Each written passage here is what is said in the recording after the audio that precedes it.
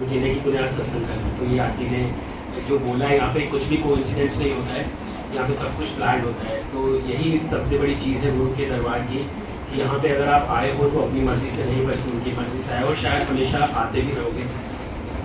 मैं शुरुआत करने से पहले ये बोलना चाहूँगा कि मेरा मुझ में कुछ नहीं, जो कुछ है तो तेरा, तेरा तुझको सौंप के क्या लागे मेरा। हर इंसान अपने जीवन में बस ये सोचता है और करता है, हाय मेरे बच्चे, हाय मेरा पैसा, हाय मेरी गाड़ी, हाय मेरे रिश्तेदार, कुछ भी काम नहीं आएगा।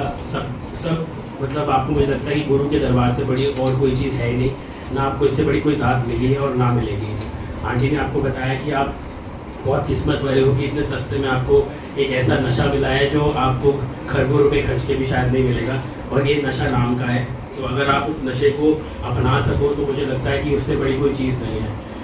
बहुत सारे लोग ये सोचते हैं जीवन में कि हम क्या करेंगे, कैसे करेंगे, अपनी प्रॉब्लम किसको सुनाएंगे, क्यों आप गुरु जी के पास अपनी प्रॉब्लम्स लेके आते हैं। जब उन्होंने इतनी बड़ी बात स्टार्टिंग में सबको बोली थी कि मुझे मानो और मेरे से मांगो मत, फिर भी हम एज ए ह्यूमन उनसे मांगते रहते हैं और मांग के इतने छोटे जाते हैं कि उनको देनी पड़ जाती है। और हो सकता है वो चीज़ आपके लिए अच्छी हो या ना हो, that is his wish and his will. तो मुझे लगता है कि मेरी ज़िंदगी का जो सफ़र है वो सर से लेके पाँव तक सिर्फ इनकी बदौलत है। जो मैं हूँ आज इनकी बदौलत हूँ, जो मैं था इनकी बदौलत था, और जो शायद जीवन में आगे होऊंगा इनकी बदौलत होगा। आंटी ने जैसे बताया, मैं सत्संग में आता था, 10-12 साल हो गए मुझे यहाँ सत्संग पे आते हुए। बीच बीच में ऑफकोर्स अब टाइम नहीं मिलता, तो जब भी मिलता है तो आ जाता हूँ।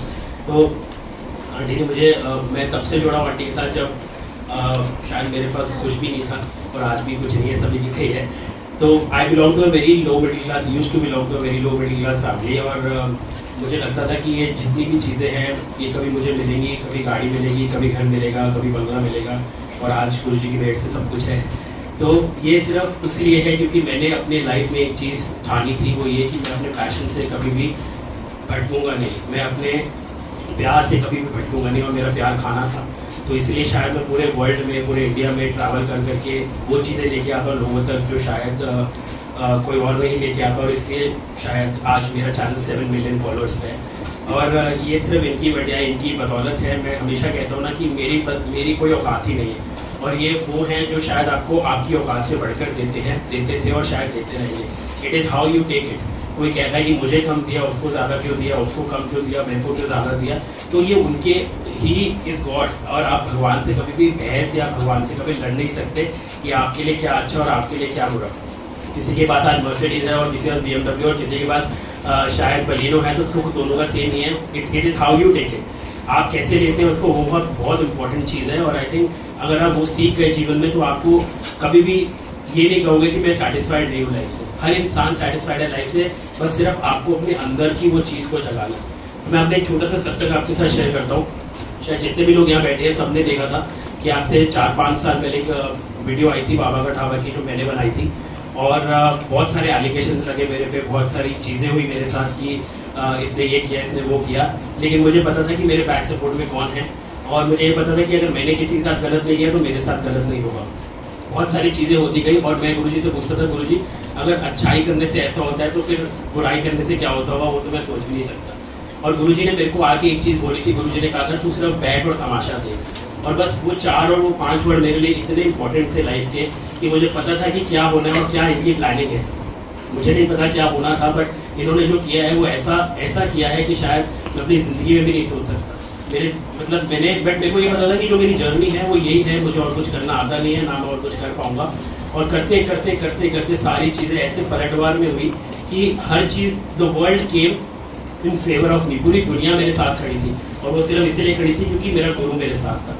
और ये चीज़ सिर्फ मुझे रियलाइज तब जाके हुई जब मुझे पता चला कि कैसे वक्त बदलता है। इंसान का वक्त बदलता है, हर किसी का बदलता है। किसी का अच्छा होता है तो बुरा भी आएगा, you have to be ready for that. और अगर बुरा है तो अच्छा भी आएगा, you have to be ready for that also.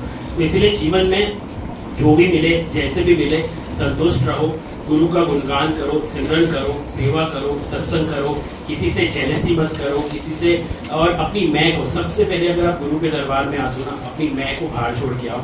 जिस दिन आप अपनी मैं को बाहर छोड़ के आओगे ना, उस दिन आप इतना कुछ पा जाओगे कि आपको उसकी रियलाइजेशन भी नहीं होगी। तो मैं यहाँ पे आया और मैं यहाँ पे बैठा ना, मुझे पता था कि मैं आप सबके जैसा हूँ। बाकी बाहर जाता हूँ तो बहुत प्यार मेरे फॉलोअर्स और सब लोग मुझे करते हैं, लेकिन मेरे को पता है कि दरबार में मैं भी वही हूँ जो आप सब हैं, और आप भी वही सब है जो मैं हूँ। तो यहाँ पे ना कोई बड़ा है, ना कोई छोटा है, ना कोई ऊंच है, ना कोई नीच है, ना कोई जात है, ना कोई पात है। हर एक इंसान बराबर है, और अगर आप वो समझ जाएंगे तो मुझे लगता है कि आप यहाँ से सब कुछ लेके चले जाएंगे।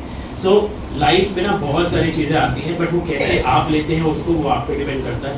तो वहाँ से मेरी जर्नी शुरू हुई, और वक्त बदलता गया 0 फॉलोअर से 1 लाख फॉलोअर है, फिर 5 लाख हुए, और आज जैसे कि मैंने बताया 7 मिलियन 70 लाख लोग मुझे फॉलो करते हैं सोशल मीडिया पे। तो ये सिर्फ इनकी वजह से है, और आगे भी।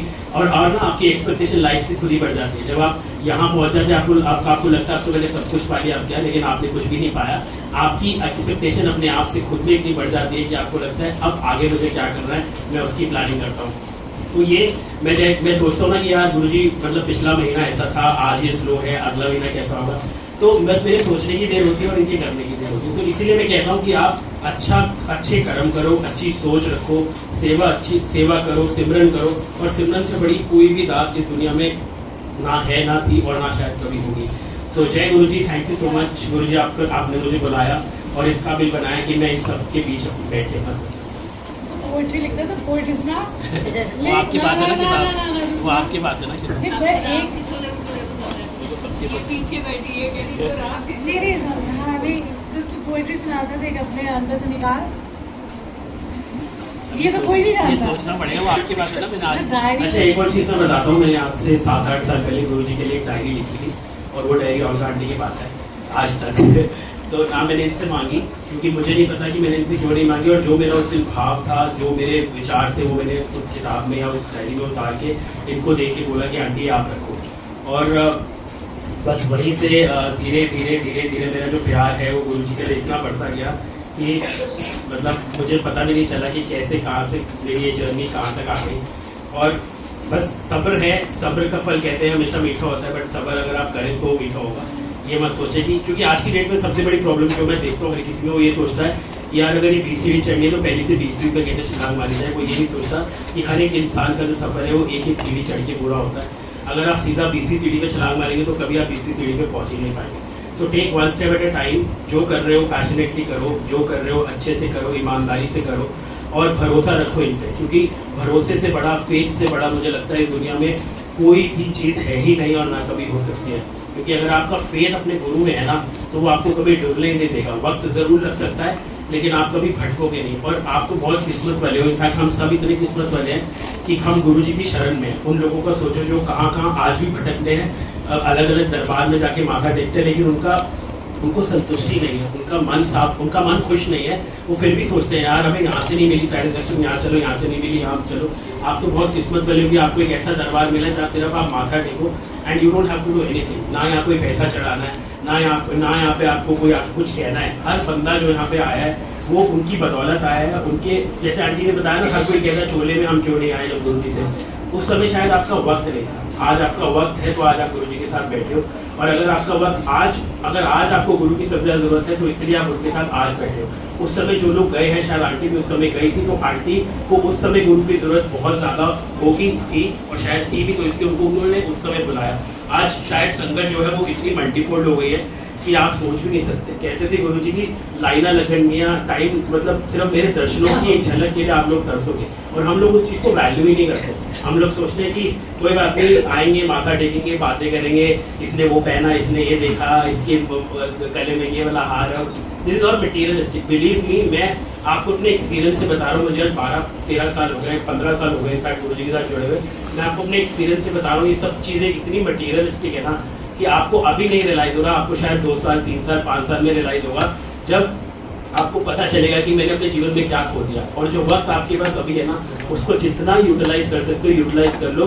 गुरु के साथ बैठ के, गुरु के साथ सिमरन करके, गुरु की वडियाई करके, और जितनी अपने गुरु की वडियाई करोगे ना, उतने आगे जाओगे। ये तो मैं आपको 100% लिख के देता हूँ, क्योंकि मैं सबसे बड़ा इसका एग्जाम्पल हूँ। क्योंकि मेरे को कोई भी कहीं बैठता है ना, मैं सबसे पहले गुरु की वडियाई करता हूँ, और इतनी वडियाई करता हूँ कि मुझे लगता है कि मैं इस काबिल नहीं हूँ, लेकिन जितनी वडियाई कर सकूँ उतनी वडियाई करूँ। क्योंकि गुरुजी ने जो दिया है ना, लाइक आई सेड कि मैं शायद अपनी ज़िंदगी में भी नहीं सोच सकता था कि आज मैं यहाँ पे हूँगा, या मैं अपने सफ़र में यहाँ तक पहुँचूंगा। मैं बहुत, मतलब मैं आपको बता भी नहीं सकता। एक छोटी छोटी चीज़ के लिए हम लोग तरसते थे, लेकिन महाराज ने इतना दिया कि मतलब शायद मैं शब्दों में बयान भी नहीं कर पा रहा हूँ, उसको बोल नहीं पा रहा हूँ, but what I am feeling from inside right now, only I can feel it, and literally I am having goosebumps after saying all of this about him, because कहते हैं ना कि मतलब जितना मर्जी बोल लो आप, जितना मर्जी बातें कर लो आप, लेकिन एंड जो फुल स्टॉप है ना वो यहीं पे है। और जब आप ये समझ लोगे ना कि यहाँ पे आके फुल स्टॉप लग गया आपके जीवन में, तो बस उससे ऊपर ना कुछ है, ना कुछ था और ना कभी कुछ हो।